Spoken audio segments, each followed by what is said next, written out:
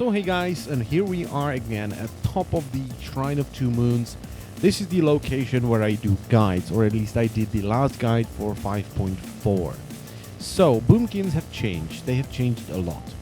And we're going to talk about a couple of things. So first of all, as always, let's take a look at the talents.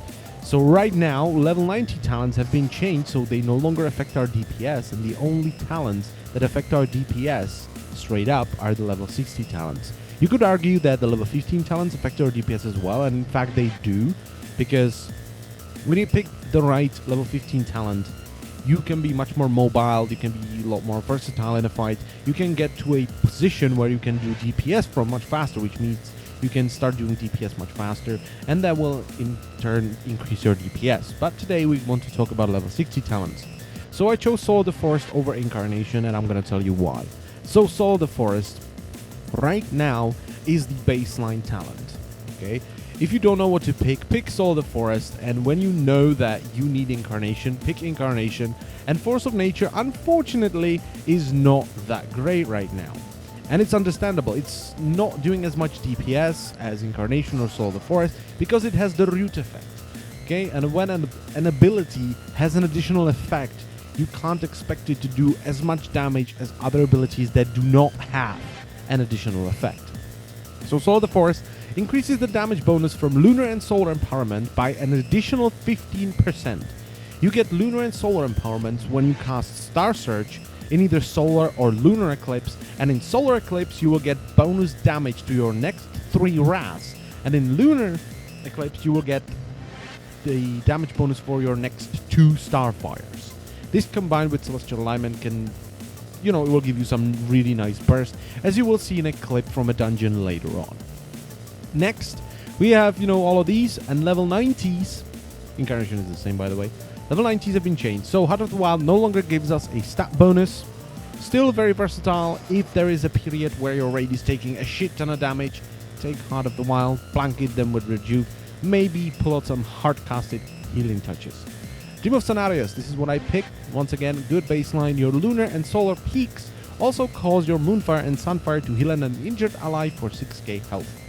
So Lunar and Solar Peaks, when you're at 100, and you cast Moonfire or Sunfire, which you will do all the time, you will heal an ally, which is nice. Once again, it's it's instant, but it's passive.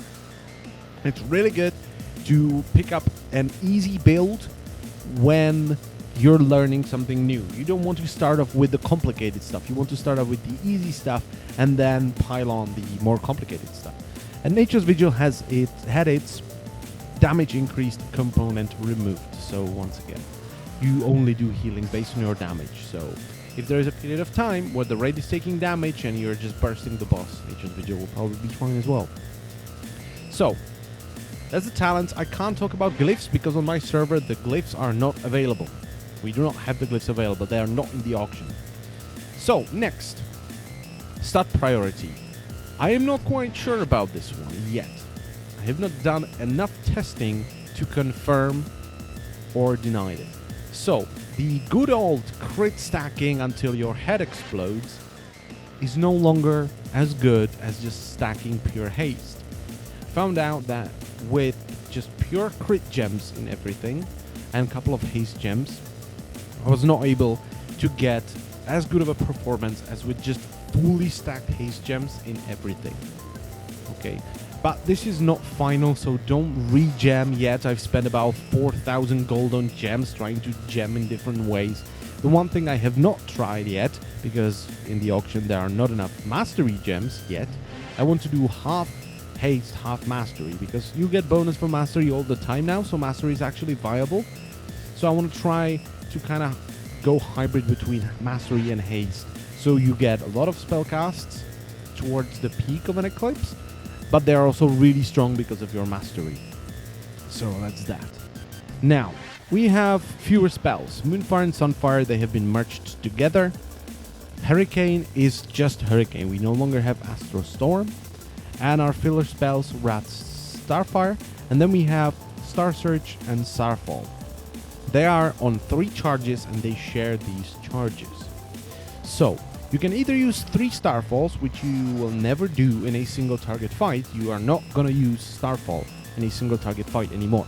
Because there is no way you're going to have enough charges to use Starfall and be it actually better than using Star Surge in any situation while doing single target DPS. When it comes to AoE though, you're going to be spamming Starfall all the time, and right now Boomkins are just godlike at AoE. Because you can rotate Starfall all the time, between Starfalls you can dot things which will give you back those charges, and you can use more Starfall. When you're done with dotting everything, you can either Hurricane, or you can do some single target damage if there is a mob that needs to be killed. We're not going to use mushrooms anymore because mushrooms no longer explode. You use a mushroom, bloop. Oh, no path available. No path available. Oh, damn. Oh, let's fly down there. There's too many people there. And they're being rather obnoxious. So, mushrooms. Whoop. They no longer explode. And you can still have 3 of them, as you can see. And they slow and basically snare enemies, okay? So if anything runs through them, well, they will be snared. So we're pretty good at kiting as well right now. You don't need to explode the mushrooms, you can just kite stuff around the mushrooms. And you're pretty good at kiting as well. So AoE is just Starfall and moonfiring everything. Single target is all about Star Surge and how it interacts, okay? So the very basic single target rotation, let's go to the training dummies and hope the FPS doesn't drop too low because there's just so many people here all the time. The single target rotation, not that hard, okay? So the very beginning, let's just go with Celestial Alignment alone. You're gonna start off with 1 Starfire, and you're just gonna continue with Starfire right now.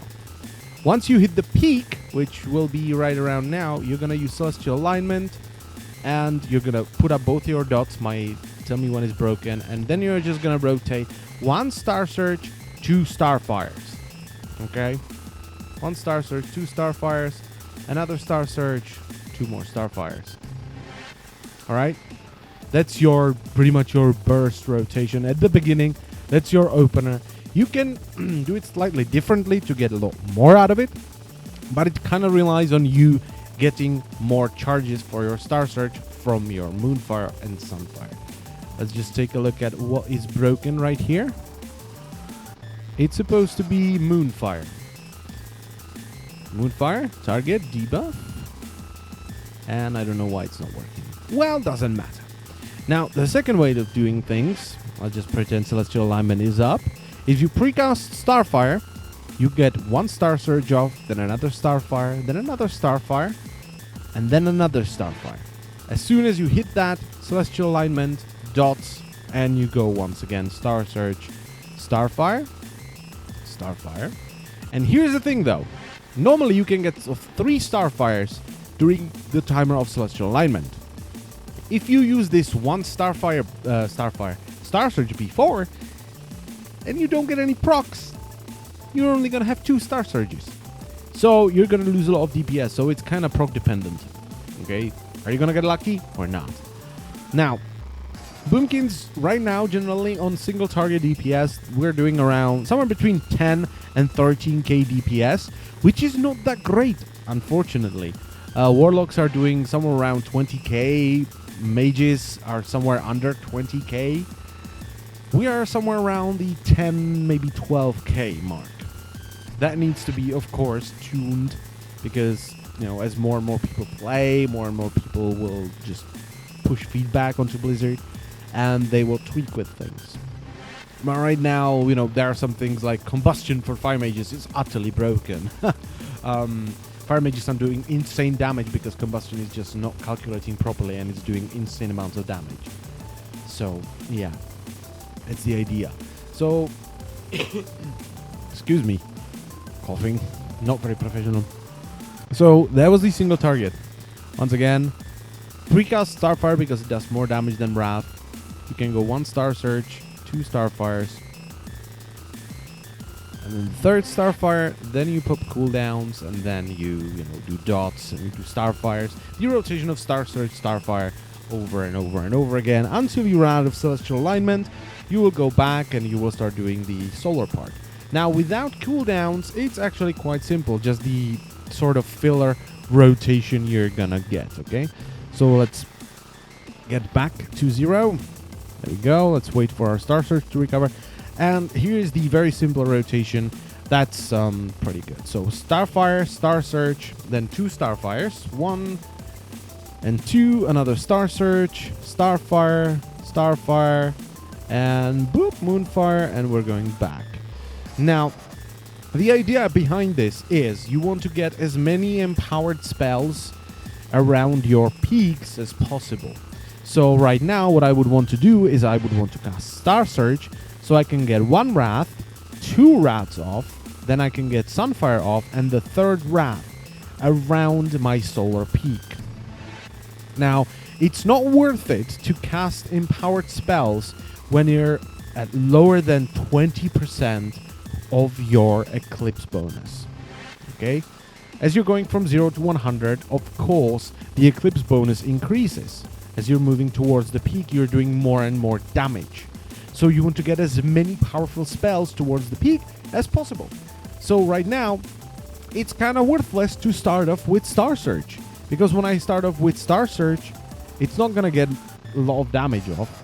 And the 2 Starfires are not going to be that powerful as, you know, if I use it now, 1 Starfire at the peak, and the 2nd Starfire is really close to the peak as well. So I'm getting more damage off. And this is the principle behind this thing. You want to use Star Surges when you're sort of around the minimal, I would say the minimal amount or the minimal percentage of Eclipse you have is 20. I would say you don't want to go below 20, maybe even 30 with your empowered spells.